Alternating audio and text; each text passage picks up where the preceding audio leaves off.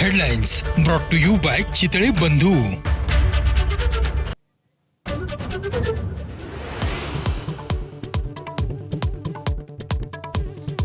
आमचं गुलामीचं गॅजेट म्हणतात, मग इंग्रज तुमच्या घरात राहत होते का? नाव न घेता मनोज जरांगेंचा पंकजा मुंडेंवर हल्ला बोल.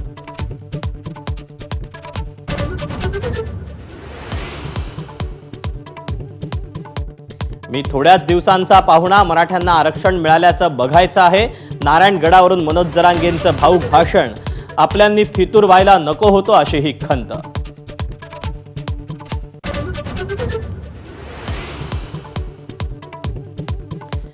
शेतकऱ्यांसाठी मनोज जरांगेंनी सरकारकडे 4 प्रमुख मागण्या केल्या. पूर्ण कर्जमुक्ती, आत्महत्या केलेल्या शेतकऱ्यांच्या कुटुंबाला शासकीय नोकरी, हमीभाव आणि शेतीला नोकरीचा दर्जा देण्याची मागणी.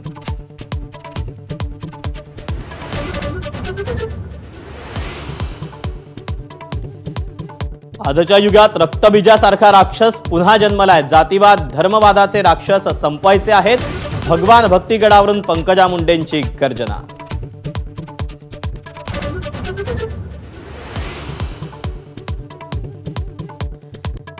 मागच्या दसरा मेळाव्यातले अनेक जण दिसत नाहीत, पुढे निवडणुका नाहीत असं त्यांना वाटतं. धनंजय मुंडेंचा सुरेश धस यांना टोला. अजूनही शिक्षा भोगत असल्याची बोलून दाखवली सल.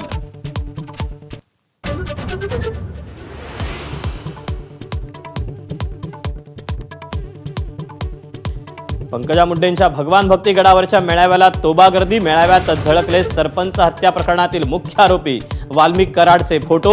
नव्या वादाला तोड फुटण्याची शक्यता.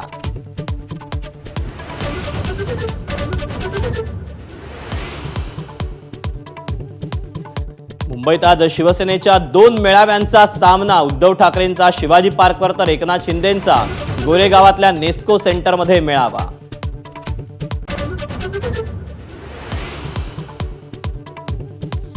ठाकरेंच्या शिवसेनेच्या मेळाव्याला उरले अवघे काही तास. मात्र शिवाजी पार्कात अजूनही मशीननं पाणी काढण्याचं काम सुरू. ठाकरेंच्या मेळाव्यावर पावसाचं सावट.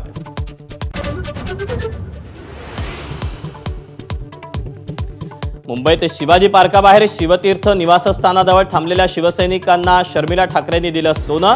मिठाई देत सर्व शिवसैनिकांना दिल्या दसऱ्याच्या शुभेच्छा. तर राज ठाकरेंकडून शस्त्रपूजन.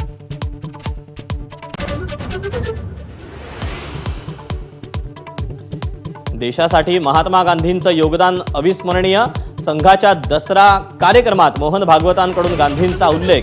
स्वातंत्र्यानंतर देशाची व्यवस्था कशी असावी यातही गांधींचा वाटा असल्याची प्रतिक्रिया.